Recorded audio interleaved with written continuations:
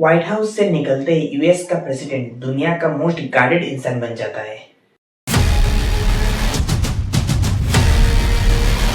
जो आप बैग देख रहे हो उसे न्यूक्लियर फुटबॉल इसलिए कहा जाता है क्योंकि प्रेसिडेंट अपना टॉयलेट सीट खुद लेके आते हैं और प्रेसिडेंट का यूरिन और स्टूल को सील करके कंटेनर में वापस यूएस लेके जाते हैं।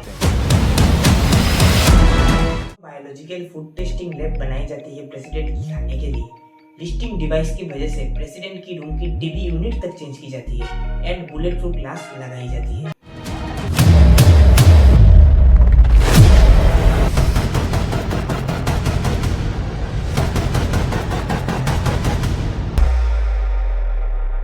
जब आप यूएस के प्रेसिडेंट को किसी दूसरी कंट्री में जाके इस्माइल के साथ हाथ हिलाने में तो ये बहुत सिंपल सा इवेंट लगता है, लेकिन इस समय दुनिया का सबसे महंगा एंड हेवीली गार्डेड शो चल रहा होता है जिसकी हर मूवमेंट की खबर यूएस की एजेंट ने पहले से ही तैयार कर देती है।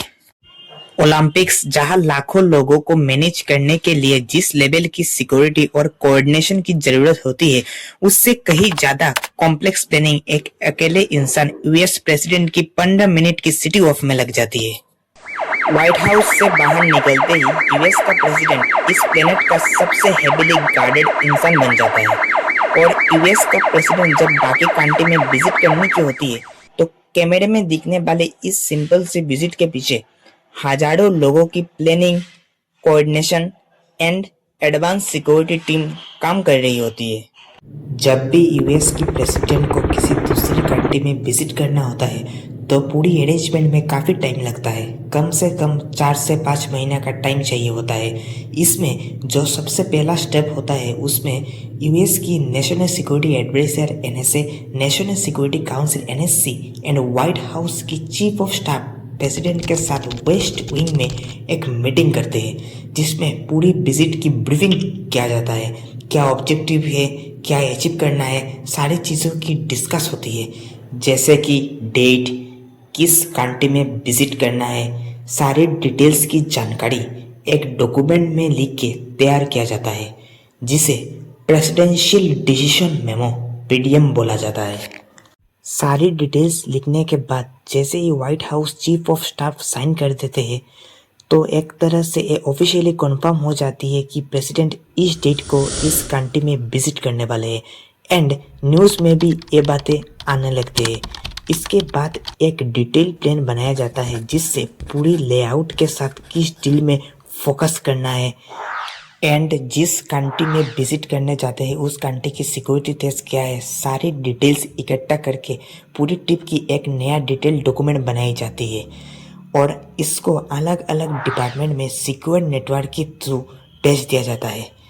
तो सेम वीक के अंदर व्हाइट हाउस के बगल में आइजोनहावर एक एग्जीक्यूटिव ऑफिस बिल्डिंग है जिसमें जितने अलग अलग डिपार्टमेंट को टीटीओ गया है उन डिपार्टमेंट के लोग मीटिंग करके अपने अपने डिपार्टमेंट के एक्सपर्ट्स नॉमिनेट करते हैं और एक टीम बनाते हैं।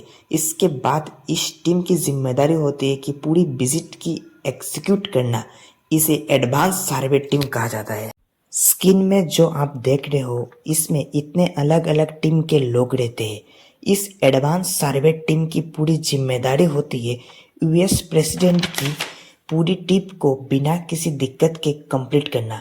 इस एडवांस टीम में अलग अलग डिपार्टमेंट के ऑफिसर होते हैं एंड काम भी डिवाइड किए गए होते हैं। जैसे व्हाइट हाउस स्टाफ पूरी इवेंट्स हैंडल करेंगे, यूएस सिक्योरिटी सर्विस वाले पूरे सिक्योरिटी शुरू से आखिरी तक देखेंगे, communication teams secure network setup करेंगे और जब ये एडवांस टीम बन जाती है उसी टाइम से विजिट की पूरी तैयारी लग जाती है।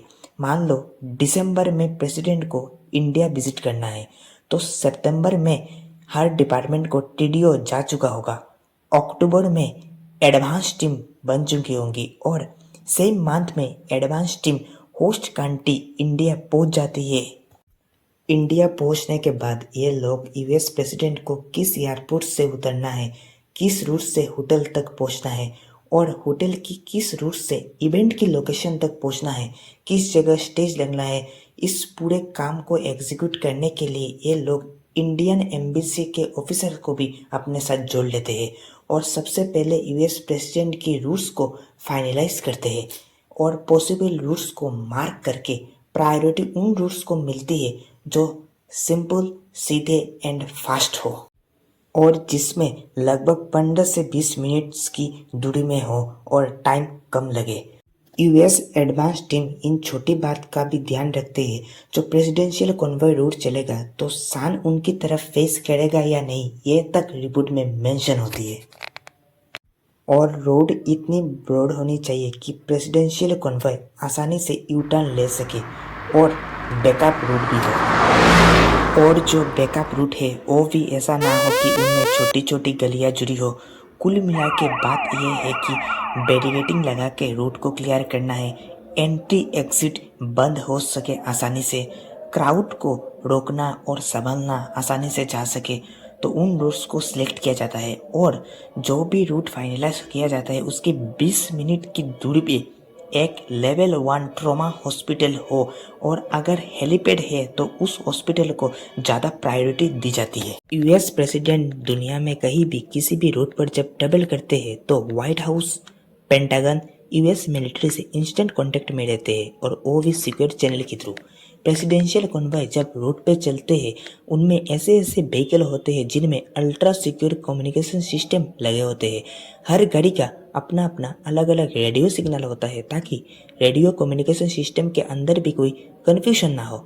इसी वजह से एडवांस टीम जब होस्ट कंट्री के अंदर सर्वे करने आते हैं तो उस टीम के अंदर white house communication agency WHCA के एक्सपर्ट्स भी होते हैं और चेक करते हैं कि कहीं भी सिग्नल रेड जोन या रेडियो ब्लैकआउट पॉइंट ना हो। जहाँ जहाँ उनको लगता है कि रेडियो सिग्नल ब्रेक हो रहा है या फिर 100 से 180 मीटर कैमरा लगाने से दिक्कत आएगी, उन स्पॉट को रिपोर्ट मार्क किया जाता है and extra repeater, antenna, CCTV, satellite की सपोर्ट लिया जाता है रूट को फाइनलाइज करने के लिए। ऐसे ही आप लोगों को बेहतरीन कंटेंट जानने के लिए इस चैनल को लाइक, सब्सक्राइब एंड शेयर जरूर कीजिए। बहुत बहुत धन्यवाद।